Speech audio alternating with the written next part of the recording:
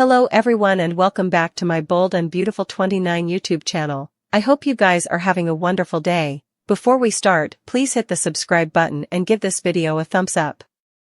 At Eric's house, Eric was agitated that Thomas would carry on the tradition of marriages at the manse.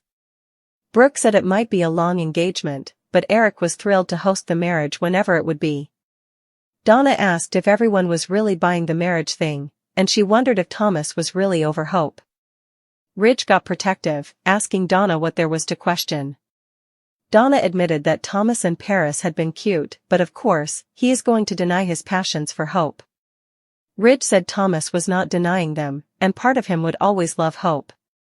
Ridge claimed that Thomas wanted to be with Paris, and they were good for each other. Donna clarified that she was not questioning Thomas's love for Paris, just the timing of the marriage. Ridge said there was not indeed a date yet. Donna asked why Thomas had to stand there and advertise. Ridge fitted that it was because Thomas was in love and wanted to move on with his life. Eric said Thomas's passions for Hope complicated effects. Donna noted that Hope had to leave the room. Ridge claimed to be sensitive to Hope's passions. Brooke replied that the relationship had been special to Hope, and the ending had knocked Hope off her bases. Although Brooke was not lobbying for Thomas and Hope to be together, Brooke was upset about the lost and confused Hope. Brooke asked if Steffi might be pushing Thomas and Paris together to keep Thomas down from Hope. Ridge denied that was true. Brooke replied that Steffi had told Thomas not to trust Hope. Eric stated that Paris was not a woman Thomas had just met, and they'd lived together. Donna replied that they had not been suckers. Ridge asserted that they'd been musketeers who'd fallen in love, and no bone had forced them together. Brooke replied that she was not saying it was the only reason the couple had gotten together, but Thomas did value Steffi's opinion. Ridge claimed that Thomas was agitated about his future with Paris, and Douglas loved Paris. Ridge was sorry for Hope, but said Thomas had moved on for himself, not because of Steffi. Ridge suggested that Hope could do the same and find someone additional nearly differently. Latterly, Ridge and Brooke were alone. He asked if she wanted to go to the pool with Eric and Donna, but Brooke was still worried about Hope. Ridge believed Hope would bounce back. Brooke replied that Hope was each over the place. Ridge was sorry about that. Still, he was happy that Thomas had set up joy in his life, and Ridge believed Hope would find someone special to partake her life with. Brooke agreed but looked upset. In Eric's office, Finn assured Hope that her passions about Thomas's engagement were justified. Finn also tasted that she would allowed Thomas would return home and pick up with her. Hope replied that Finn knew her well. Speaking as a friend, Finn told Hope that he allowed Thomas was committed to Paris, and that is a good thing. Not only for him, but especially for you. Hope maintained that it was way too soon to be engaged or to plan a marriage. Hope, no bone, is pushing them, Finn reasoned. Hope claimed Steffi was, but Finn asked if Steffi indeed knew about the form at Eric's.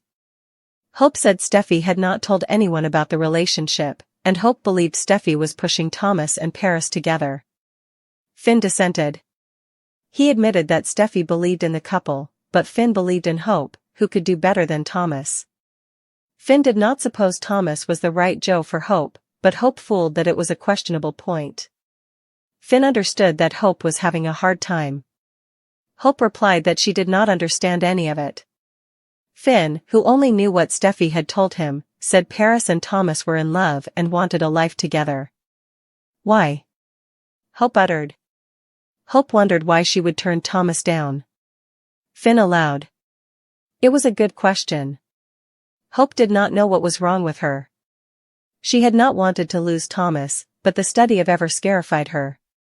She did not know what was passing. Finn suggested that she was shocked. Hope said she would understand shock, covetousness, or indeed remorse, but her passions made no sense. She asserted that if she would really wanted Thomas, all she would had to do was say yes. Finn replied that Hope had not said that. Hope was starting to wonder if her problem was that she felt the way she did because she could not have him. Finn did not know, but he was certain that she would find love again. He told her that people were drawn to her, and eventually, someone would show up and make her feel the same way. He promised that there was life after Thomas. Finn theorized that Hope and Thomas had been about timing, and he would given her what she would demanded in the moment, a one-woman man. It had been appealing and secure. Hope asked why she would rejected the proffers. She reasoned that people could have long engagements, and they had been committed. She asked if she would made a mistake and let the right Joe go. Finn assured Hope that the right Joe was still out there. Hope replied that she should not have to hear that because she had a great life and career. Finn figured she wanted love, too, and she merited it. Finn told her that people looked up to her, and she could not let those guys get her down. He said she would allowed. The right Joe was Liam, but it had no way really been Thomas. Finn prognosticated that the Joe would be standing in front of her when she least anticipated it. At the Precipice House, Thomas gasconaded about Douglas' photography chops, citing the boys' filmland of the Luxembourg auditoriums. Douglas joked that his pater simply liked the filmland of his fiancée Paris, who'd lent Douglas her camera. Steffi smiled at Paris, Douglas, and Thomas because of how agitated they sounded about the future. Thomas joked about meeting his family's blessing. Steffi said they did not need her blessing, but she was enraptured about them. Thomas and Paris blazoned that they had marriage news, and they'd hold a traditional Forrester marriage at Eric's house. The group respected Douglas' trip prince some further, and Thomas said Paris was a great subject. Paris liked Douglas' selfies. Douglas hugged Paris, saying he was agitated about the marriage. He missed his mama and little family, but he also liked the way his life had come. Douglas said it meant a lot that Paris made his father happy. Paris replied that Thomas and Douglas meant a lot to her, and they made her feel special. Douglas left to play with his relatives, and Thomas thanked Steffi for having them over. Steffi was glad to be face to face. She allowed. It was beautiful the way Douglas spoke about his pater. And Paris. Thomas and Paris were proud of Douglas, who knew how to express himself. Paris hoped that Douglas could get through to Hope, who still really wanted to be with Thomas. Steffi asked if Paris had an issue with Hope. Paris said she was apprehensive of Hope's passions for Thomas. Steffi did not believe that Hope's issue was that it was all passing way too presto. Taking Paris' hand, Thomas said, "When it's right, you know." Paris and Thomas believed it would take time for people to acclimate. Paris was not feeling insecure about it and was fully confident in their love for each other. Steffi felt that Paris should be confident and added that if Hope wanted what was stylish for Thomas, Hope would see it, too. Thomas said Steffi's name, but Steffi stated that she was not wrong. Hope's jest made Steffi wonder what was really going on with Hope. Latterly, Paris had gone to the sand with Douglas. Steffi and Thomas talked about the marriage at Eric's. Thomas hoped he had not made it weird to ask Eric in front of everyone. Steffi assumed everyone was Hope. He replied that Hope was floundering, but Steffi recalled that Hope had also turned him down.